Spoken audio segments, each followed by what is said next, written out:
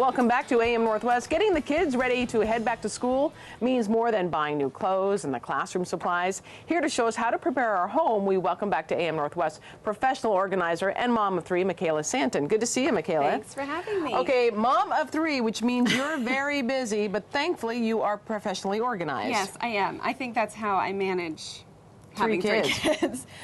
So you say there's some things we should do before they head back to school, and let's start with this. Yeah, so I like to start with a clean slate. So Okay. before we go back to school, I like to clean out all of our drawers. So anything that is worn out or grown out, you should get rid of.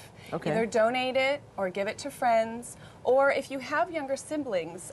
So this is what I do. I like to, instead of throwing everything into one big bin, like for the younger kids, I like to pare it out. And you can buy one of these, like $12 at Fred Meyer, and it helps if you have a label maker, just, you know, whatever the age, 5T pants, shirts, pajamas. Oh, by size. Separate it. Right. In my house, I have a shelf, and I do it. So when one kid is grown out of one thing, I just know exactly where it goes, and when the sibling needs it, I know exactly where to get it. Oh, it's good really idea. easy instead of digging through stuff. Okay. So that's how we do that with toys and books. Make sure you go through your books and your toys. If your kids haven't read it or played with it in the last year, donate it. Donate it. There's lots of great places to donate Okay, so books. now you've got a clean Yeah. room, clean closet. Yeah, and you're ready for the new clothes and the new books they're going to be right. reading this year, because you have a new reader this year. Right.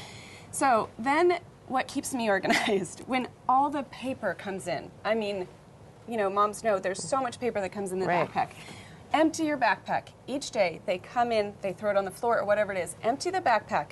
I like to have an area in my house that I have things that need to be read and signed. Do you have a place where you say to the kids, this is where you put your backpack and then put all your paperwork in here? Or how does that work? Yeah, that's in a dream world. No, that doesn't really happen. Okay, No. gotcha. So Or when they come in, they throw it, you know, I pick it up, but I make sure I go through it all. Okay. I empty their lunch boxes and get all the paper. And, you know, so you'll have art, you'll have tons of letters to read and stuff.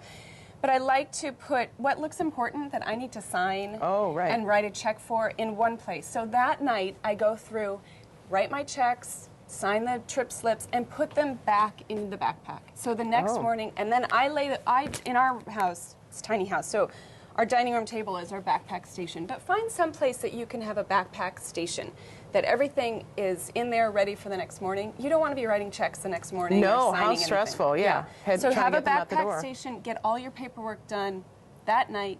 If you have to wait till Sunday, you know, wait till the Sunday and go down and sign everything, put them in the backpacks. But make sure everything's in there the night before. And have a box for the paperwork, Yeah, box for the paperwork, or just somewhere in a high traffic area so you can see it and say, oh God, I have to sign Right, that. okay. Okay, art. Art is, I understand. Yeah, moms get a lot of art. And we want to keep every little scrap that our darling kids make. I get it. But the reality is you have bins of stuff. Yeah, that, bins of art. Believe me, your kids don't want it. They don't want it when they grow up. You think, oh, they'll like to see how they progressed. They don't. So I know it's really hard for moms, but if you have to keep it tangibly, you know, you can find a notebook and put it in. This is the one thing I started doing this year.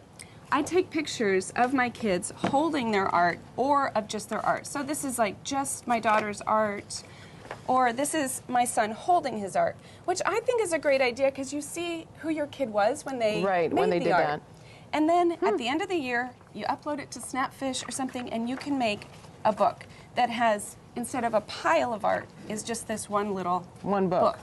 And you have, really you know, organized. 2013 art, and it's a little thing on your... So then when you toss the art... And then you toss it. Yeah. Because really, but you don't toss it in front of them.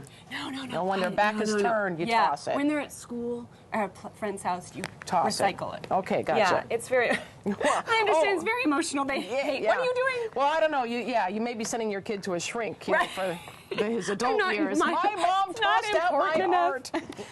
Then, okay, so this woman I was introduced to, fantastic idea, took all her kids' art, the best of the best, and she did a photo gallery.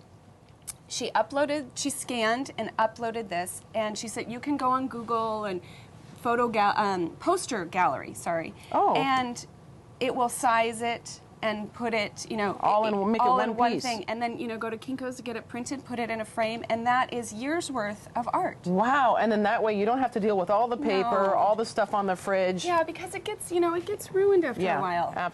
Great ideas, Michaela. So I appreciate think it's that. a great way to keep art. Yeah, and keep your place organized. Yeah. Okay, and have a place for your backpacks and your papers to sign. Exactly. Thank you very much. Yeah, appreciate thank that. you.